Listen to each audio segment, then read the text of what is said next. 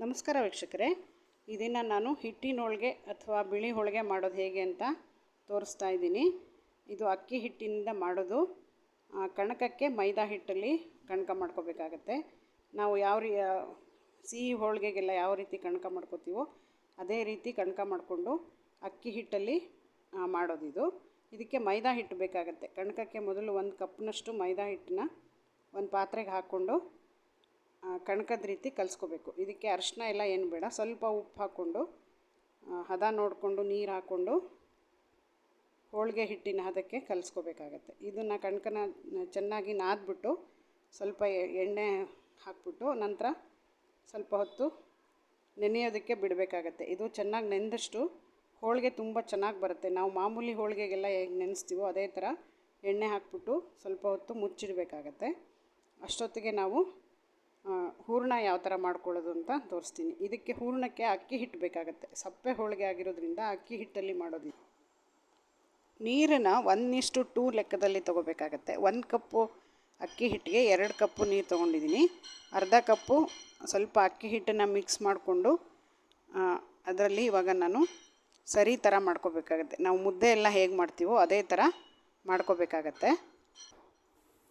ನೀರನ್ನು ಕುದಿಯೋಕೆ ಇಟ್ಬಿಟ್ಟು ಸ್ವಲ್ಪ ಉಪ್ಪು ಹಾಗೆ ಜೀರಿಗೆನ ಹಾಕ್ಕೊಂಡು ಚೆನ್ನಾಗಿ ಅದು ಕುದಿಯೋಕ್ಕೆ ಬಂದಮೇಲೆ ಈ ಸರಿ ಮಾಡ್ಕೊಂಡಿರೋ ಹಿಟ್ಟನ್ನು ಅದಕ್ಕೆ ಮಿಕ್ಸ್ ಮಾಡ್ಕೋಬೇಕಾಗತ್ತೆ. ಚೆನ್ನಾಗಿ ಅದು ಕುದೀತಾ ಇರಬೇಕಾದ್ರೆ ಈ ಮಿಕ್ಕಿದ ಅಕ್ಕಿ ಹಿಟ್ಟನ್ನು ಹಾಕ್ಕೊಂಡು ಮುದ್ದೆ ಥರ ಮಾಡ್ಕೋಬೇಕಾಗತ್ತೆ. ತುಂಬ ಸಾಫ್ಟಾಗೂ ಇರಬಾರ್ದು, ತುಂಬ ಗಟ್ಟಿಯಾಗೂ ಇರಬಾರ್ದು. ಈ ನೀರು ಅಳತೆಗೆ ಎಷ್ಟು ಬೇಕೋ ಅಷ್ಟು ಹಾಕ್ಕೊಂಡು ಕರೆಕ್ಟಾಗಿ ಈ ಥರ ನೋಡಿ ಸಾಫ್ಟಾಗಿ ಮಾಡ್ಕೋಬೇಕಾಗತ್ತೆ. ಇದನ್ನು ನಾವು ಹೂರಣದ ಥರ ಒಳಗಡೆ ಇಟ್ಸ್ಕೊಂಡು ರಟ್ಟಿಸೋದ್ರಿಂದ ತುಂಬ ಸಾಫ್ಟಾಗಿದ್ದರೆ ಚೆನ್ನಾಗಿ ಬರುತ್ತೆ ಬಿಳಿ ಹೋಳಿಗೆ. ನೋಡಿ ಈ ಥರ ಇರಬೇಕು ಕನ್ಸಿಸ್ಟೆನ್ಸಿ. ಈ ಥರ ಇಟ್ಕೊಂಡು ಒಂದೊಂದೇ ಉಂಡೆಗಳನ್ನ ಮಾಡಿಕೊಂಡು ಸ್ವಲ್ಪ ಆರೋದಕ್ಕೆ ಇಟ್ಕೋಬೇಕಾಗತ್ತೆ. ಆಲ್ರೆಡಿ ಈಗ ಹಿಟ್ಟು ಚೆನ್ನಾಗಿ ನೆಂದಿದೆ ಮೈದಾ ಹಿಟ್ಟು.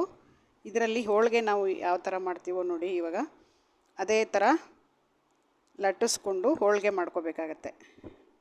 ನಾವು ಇಲ್ಲಿ ಮೈದಾ ಹಿಟ್ಟಿನೊಳಗಡೆ ಹೂರಣ ಹೇಗೆ ತುಂಬ್ತೀವೋ ಅದೇ ಥರ, ಸಿಹಿ ಹೂರಣ ಹೇಗೆ ತುಂಬ್ತೀವೋ ಅದೇ ಥರ ಅಕ್ಕಿ ಹಿಟ್ಟಿನ ಉಂಡೆನ ಇಟ್ಬಿಟ್ಟು ಸಾಫ್ಟಾಗಿ ಲಟ್ಟಿಸ್ಕೋಬೇಕಾಗತ್ತೆ. ಬೇಕು ಅಂದರೆ ಬೇಕಾದರೆ ಅದಕ್ಕೆ ಅಕ್ಕಿ ಹಿಟ್ಟಿಗೆ ಖಾರನೂ ಹಾಕ್ಕೊಂಡು ಖಾರದ ಹೋಳಿಗೆ ಥರನೂ ಮಾಡ್ಕೋಬೋದು. ಇದು ಮಾವಿನ ಹಣ್ಣಿನ ಸೀಸನ್ ಆಗಿರೋದ್ರಿಂದ ನಾನು ಸಪ್ಪೆ ಹೋಳಿಗೆ ಮಾಡ್ತಾಯಿದ್ದೀನಿ. ಬಿಳಿ ಹೋಳಿಗೆಯಲ್ಲಿ ಸಪ್ಪೆ ಹೋಳಿಗೆ ಮಾಡ್ತಾಯಿದ್ದೀನಿ. ಈ ಥರ ನಾವು ಹೋಳಿಗೆ ಯಾವ ಥರ ಲಟ್ಟಿಸ್ಕೋತೀವೋ ಅದೇ ಥರ ಲಟ್ಟಿಸ್ಕೋಬೇಕಾಗತ್ತೆ.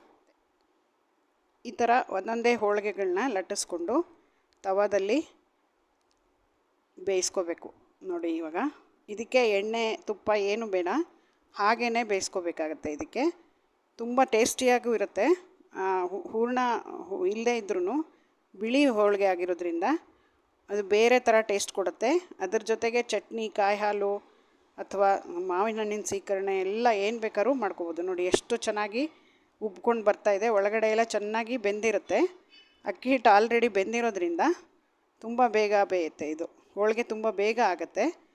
ಇದು ಒಂದು ಹೊಸ ಡಿಶ್ಶು ನಿಮಗೆ ಈ ಮಾವಿನ ಹಣ್ಣಿನ ಸೀಸನಲ್ಲಿ ಈ ಥರ ಮಾಡಿದ್ರೆ ಚಪಾತಿ ಬದಲು ಈ ಥರನೂ ಮಾಡಿಕೊಂಡು ಬಿಳಿ ಹೋಳಿಗೆನೂ ಮಾಡಿಕೊಂಡು ಸೀಕರಣೆ ಜೊತೆಗೆ ತಿಂದರೆ ತುಂಬ ಟೇಸ್ಟಿಯಾಗಿರುತ್ತೆ. ಮಾವಿನ ಹಣ್ಣಿನ ಸೀಸನ್ ಆಗಲೇ ರೆಡಿಯಾಗಿದೆ, ಆಗಲೇ ಬರ್ತಾಯಿದೆ ಇವಾಗ ಮಾವಿನ ಹಣ್ಣು.